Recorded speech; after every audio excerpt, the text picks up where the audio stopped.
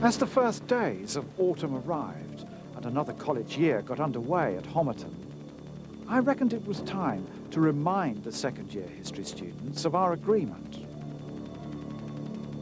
I knew they wouldn't let me down, but had I done enough to convince them how important their local study was? At least I had plenty of supporters. It's especially important to do a local study in history because of the chance it gives you to get to grips with the visual, the tactile, the three-dimensional in the environment around you. I think local studies are important because it enables children to start with the material in their own homes and then to extend their studies outward into the community by using the resources of their local library.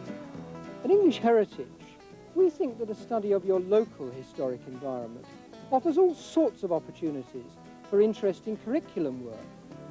Small children, history is a rather abstract subject, so doing a local study means that we can start with something that is familiar to them, and for a teacher, that's very important. It's all very well being told how important the local study is, but so far no one has told us how to do it or what should be in it. So, on behalf of the second-year history students, Emma and I decided to track down the man responsible for setting up the project in the first place, Peter Warner. I was hoping that by working on a local study of their own, the history students would collect enough ideas and ways of research to use later in the schools where they would teach national curriculum history. But the problem was where to start.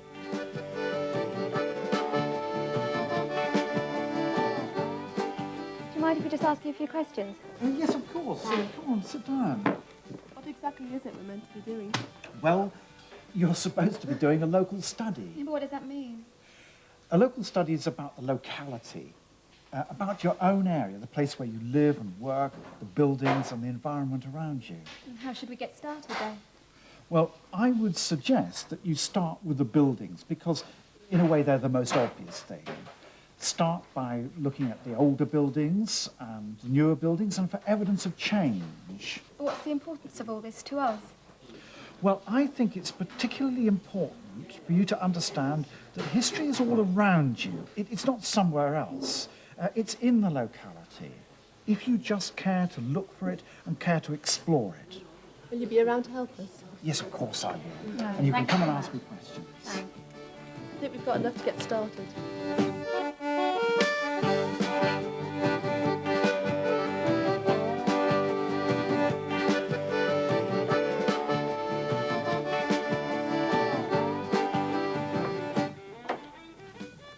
Right, you told us to start with the college building itself.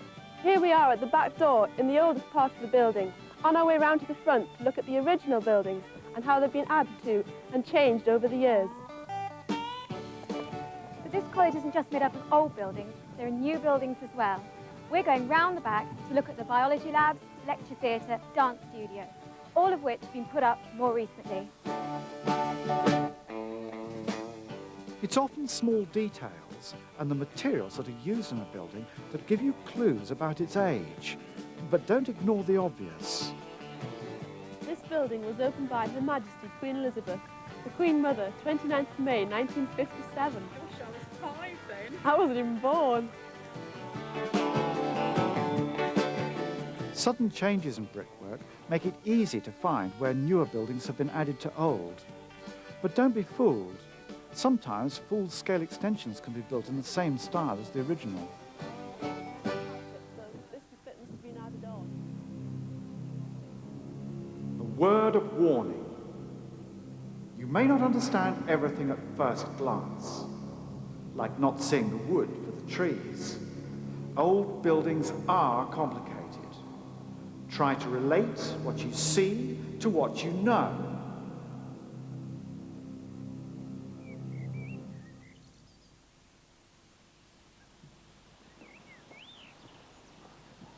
The gym. Somewhere up there is a plaque which tells us it was built in 1914. As you can see, it's completely different from the older buildings we saw over there. Different bricks, different materials, different windows. And these big doors, perhaps they represent the new open-air attitude to education.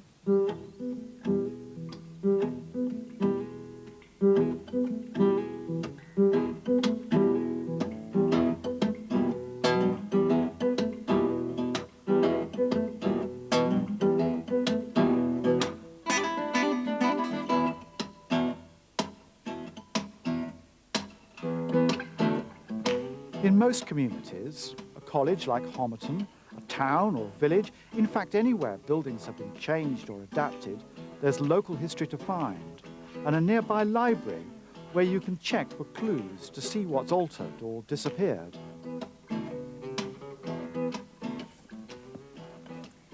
This is our local library. What we're looking for here is information about the past. Books, maps, newspaper cuttings, photographs and pictures. In fact, anything which will give us evidence about the place.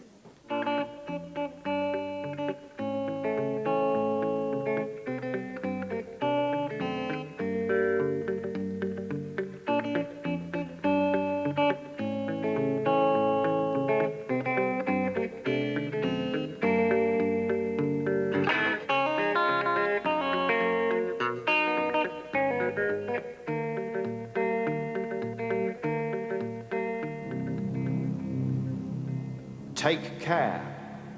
Too much material can spoil a local study just as much as too little. There is no limit to the amount of research you can do, so be selective. Don't get tangled in a web of historical detail.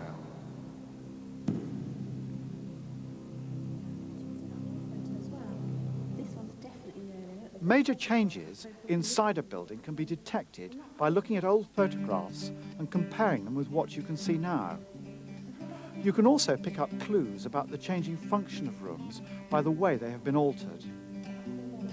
There'll be evidence in the fittings and furniture that's been built in at different times, and often you'll find where doors into a room have been blocked up or new ones added.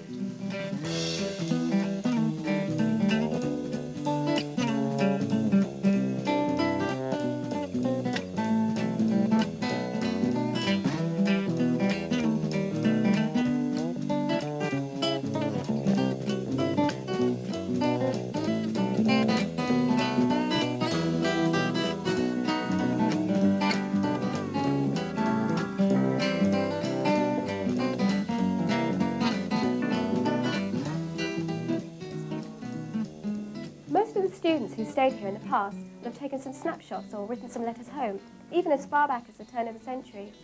Although not many of these survive now, we've still been able to find bits and pieces of information which tell us about what the rooms were like then compared to how they are now.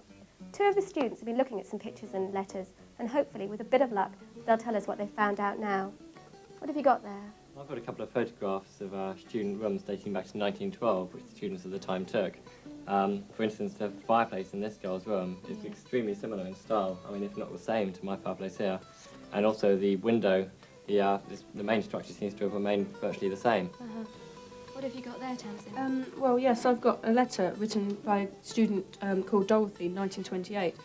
It's quite interesting because you mentioned her furniture quite a bit. She's got a dressing table, which we don't have in our rooms anymore, and she's got a bureau, which locks because she's supposed to keep her valuables in it. And of course, we've got the modern pine furniture now. There's quite a funny little story because she's lost the key to her bureau and she thinks she's going to get in big trouble.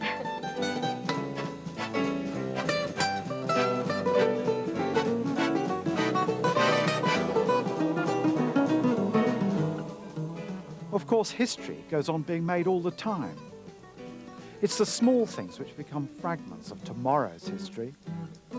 Photographs, letters, souvenirs, anything which survives enables us to put together a jigsaw of how things might have been. These are the pegs on which we can hang our reconstruction of the past. So too are the things people remember.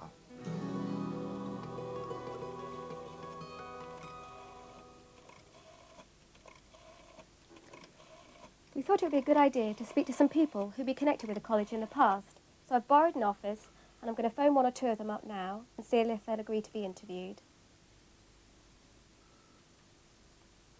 Hello, is that Mrs. Thompson? It's Julie from the college. Did you get my message? Well, I'd like to come over and record it with you, if that's okay, on Wednesday. In the 50s, the buildings finished at the gymnasium. The science blocks weren't there at all. There was nothing beyond the gym.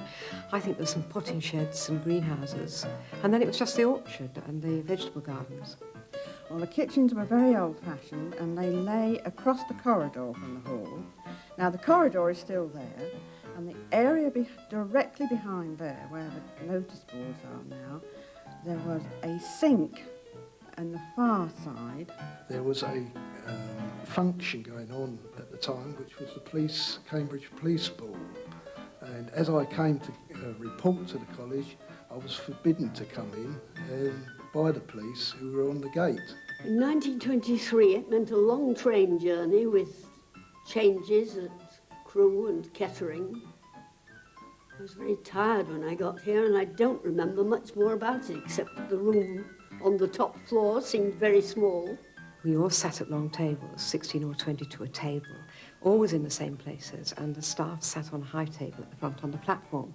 And the other thing that struck me about Homerton was the peculiar names it seemed to have for places.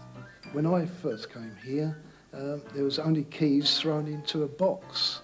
And if anybody wanted a room, then we had to sort through the box to get the keys. A wash basin, complete with bowl and ice-cold water. A table, I think, on which I put my own bookcase. And not much else until I provided an easy chair of my own.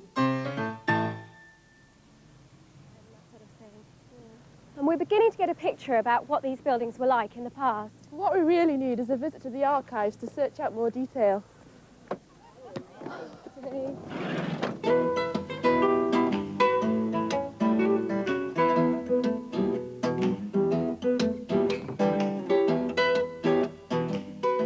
Most large towns and all the counties will have an archive or record office. You can track down the one nearest to you by looking in the phone book under the name of your local council. It's important that you ring in advance to arrange a time for your visit and to explain what you're researching. Ask the archivist to show you how the cataloguing system works and to give you some idea of what you can expect to find in the collections. Well, we're really looking for more information on our college and the surrounding area. We've come to the right place. We're a specialist local studies library, so naturally we've got thousands of books about the locality. And to find the ones that you want specifically, turn to the catalogue. And in the catalogue you'll find a whole range of resources. For example, a contemporary record, such as an annual report for 1904. Or perhaps a volume of reminiscences of being a student at college in the 30s. Make sure you give yourself plenty of time. You'll be surprised at the variety of information there is waiting to be investigated.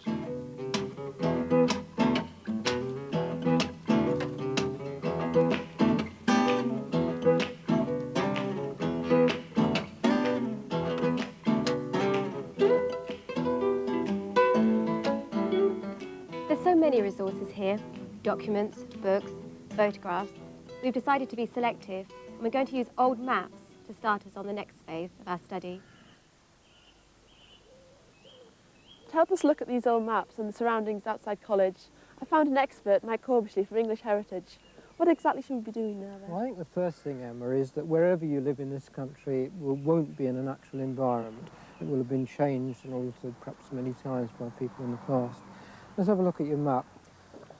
What's this, 1886? Well, I mean, this is showing us that the land surrounding the college was farmland then. So your job is going to be look for elements of that. You're looking for the buildings, for example. But what if the buildings aren't standing? Well, I think you'll be surprised at how much there is left. Some buildings will have survived, but others are only traces of, perhaps rebuilt, the odd wall surviving. But it isn't just buildings. Think about things that were planted then. What do you mean? Well, hedges, boundaries for fields, the odd tree might survive, but also formal gardens. You might find elements of that in the landscape. Where do you think I'm best to start, then? Well, the map here shows a formal garden laid out somewhere up here to the left. I think you should start there. Thanks Good a luck. lot. where the driveway was to the farm. So this makes this the boundary. So presumably there'd be some tennis courts. Yeah, on the other behind side here, of the there's trees built along on the top. road. And over here, I have some formal gardens. So this must be all trees and lawns. Yeah, so this is maybe a fountain in the middle. Even on a modern estate, the new houses will be tucked inside older boundaries, and you can spot some of the surviving features quite easily. It's really old. Around here, just in this bit here. Finding your way round with an old map isn't always straightforward, but keep looking.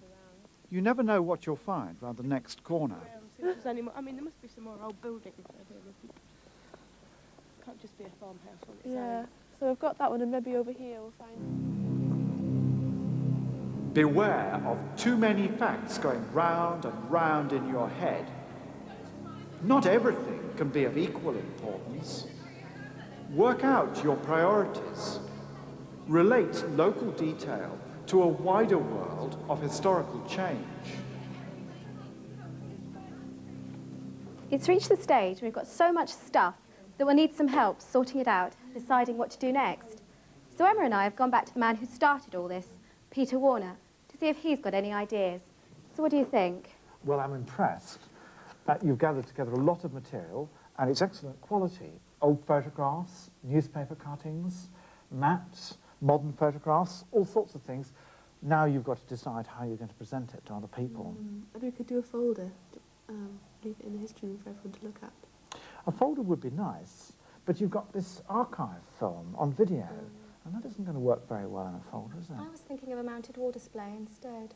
An exhibition, perhaps? Yes. Sounds good. Yes, I think an exhibition would work very well, and then you could show the video as part of that. Yeah. How do you think we should go about setting up the display then? You've got to look at the material very carefully, and out of that, I think, will come certain themes. What do you mean by themes? Well, there will be a chronological theme, which will be very obvious, and that will work well with the maps, because the maps work has changed through time. But you'll also find other themes as well. Themes, for example, here, this photograph which shows everybody dining together in the hall, the community together. In contrast to that, you've got this other theme of a room of one's own, where you've got what it was like to be on your own, actually in a room in college in the early days. I think it's going to work really well.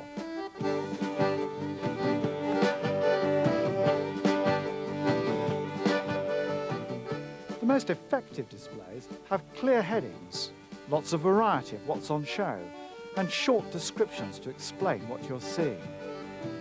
If you've managed to take a few photographs, include those. You can also use photocopies of drawings, maps, old newspapers, and a written quote or two from the people you've interviewed. Transferring old film to video is not as difficult as it used to be, and can bring an exhibition to life.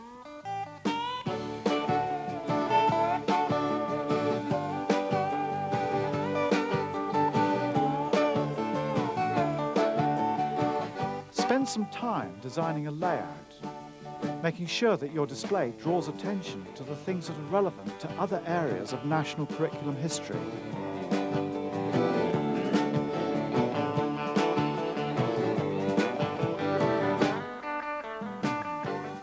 As far as we can tell, the local study we've done here has covered many of the aims set out in the history document, but we're students and we've had a lot of time to do the research and collect things for the exhibition. What we need to find out is whether it would work as well in a school with a group of children when the teacher has so many other things to do for the national curriculum.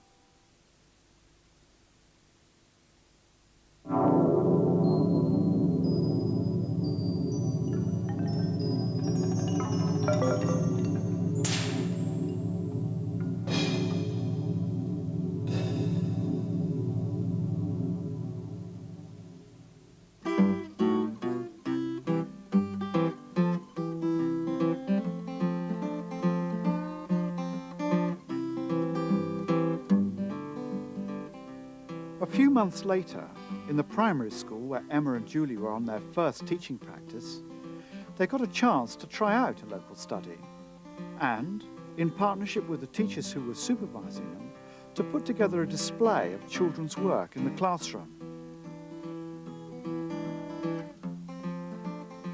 Like the students' exhibition in college, this one had old photographs and maps, but it also included the children's own work and drawings and objects from the past that they'd collected from home.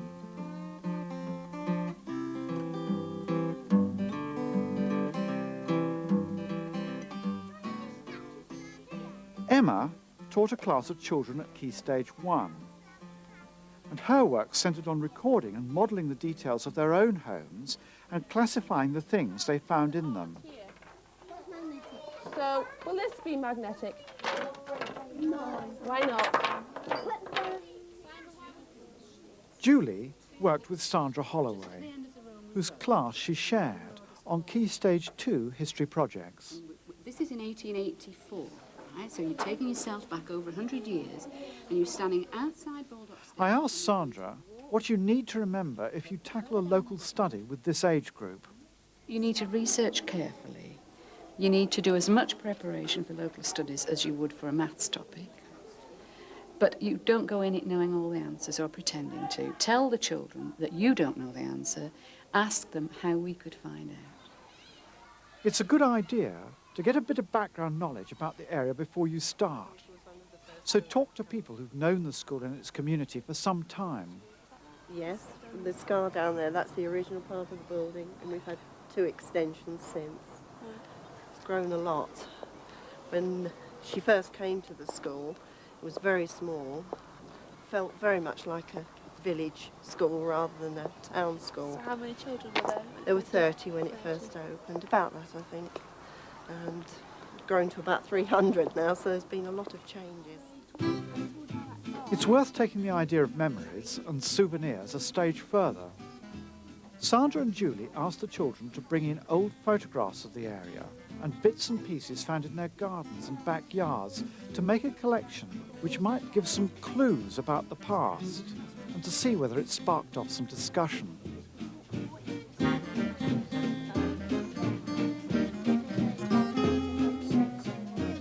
Well, I've bought some bones and some pottery. You can look at them from each angle instead of just looking at them at one angle in a book.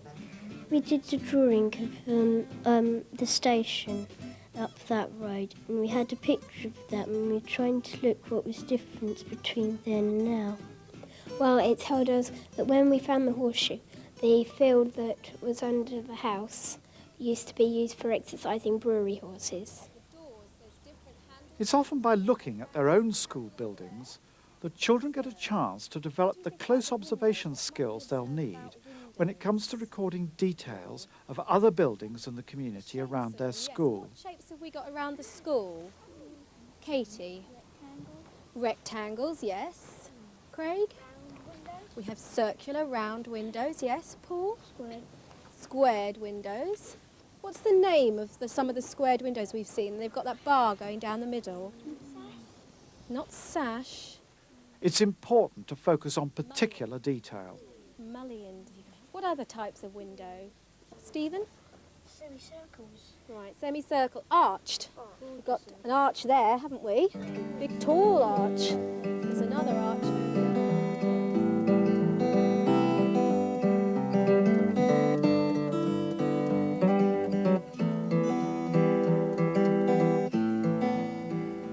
But did Sandra think there was enough to discover from a survey of the neighbourhood? Well, I mean, really, that is the world in miniature, isn't it? They can draw plans, they can look at hedgerows, look at the variety of plants that are growing, the variety of houses, the different building styles. And I would start in the school grounds, and then perhaps just outside the main gate of the school. Bearing in mind, you have to keep the children with you all the time. She clearly thought it was worth asking the children to see how the routes they took to school each day compared with pathways marked on old maps. And that wall over there would have been there, and the old bricks, the new bricks are in it. That comes up amidst the Yes. Maps are a good link to the next stage of a local study. Given a bit of help, children usually enjoy looking at old town plans to see if they can recognise how streets have changed over the years. Well, it's got lots of trees. Whereabouts is it? You have a look. But a map can never give the sort of detail you can spot when you go out and look for yourself. You must then draw and record what you discover. One little group will be looking at a very old building, perhaps the building on the crossroads. The next group will be looking at a building which is 50 or 60 years old. And the third group are going to look at a very modern building. It helps if the children get to know a few technical terms for describing buildings, which they can use to label their own work. Mark, I'm going to ask you if you look at the very newest house, the house that hasn't yet been finished. You can see now the traffic is very much greater than it was in the If you can, find someone who knew the town as it was some time ago and get them to lead you on a guided tour. Take a tape recorder and notebooks with you and ask lots of questions about the things they remember. Going along slowly. They wear this little space here all the time. Prepare the questions carefully. It's a good way to help the children with their research skills and to encourage them to build their own archive of local evidence. And it's now an electrical shop, right? And these houses were residential houses. But you don't have to do everything in one go. Spread the project over several weeks and go out with the children to make a few more drawings of different sorts of buildings when you can find the time. You mean the black strip underneath the windows? Yes, that's another feature. Could make it more interesting. Is there anything else?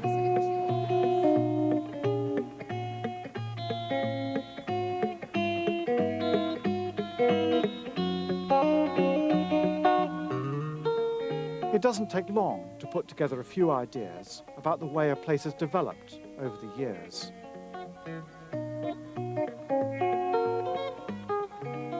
Very old building, as you can see. Looking at old buildings will often trigger people's memory of what was there in the past and events which took place nearby. These recollections can prompt new questions from the children, which in turn will stimulate more stories about local history. Do you know anyone that used to live in your Yes, I did know a couple of older people that lived here, and that end house there, and Mrs. Haggis lived there. The idea of showing a town at different stages of its development is a good basis for helping children to sort out what they've found into different sections of an exhibition.